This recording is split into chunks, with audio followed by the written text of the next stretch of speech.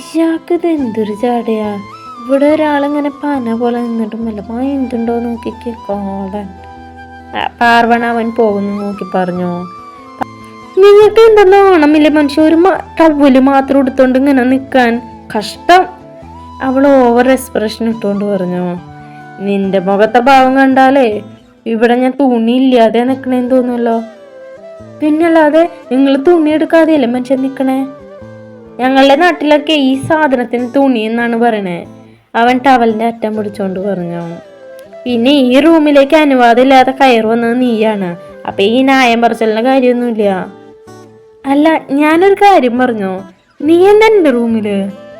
ശിവ പെട്ടെന്ന് എന്തോ ഓർത്ത പോലെ ചോദിച്ചു. പിന്നെ ഞാൻ എവിടെ വരണ്ടേ? നിങ്ങളുടെ റൂം എന്ന് പറഞ്ഞാൽ ഇപ്പൊ എൻ്റെ റൂമാണല്ലോ. ആര് പറഞ്ഞു? എൻ്റെ റൂം ഇന്നും എൻ്റെ റൂമാണ്. അതിൽ മറ്റാർക്കും വരാനുള്ള അവകാശം ഞാൻ കൊടുത്തിട്ടില്ല. അവകാശം നിങ്ങളായിട്ട് എനിക്ക് തരേണ്ട ആവശ്യമൊന്നുമില്ല. അതൊക്കെ 2 ദിവസം മുന്നേ എനിക്ക് കിട്ടിയതാണേ.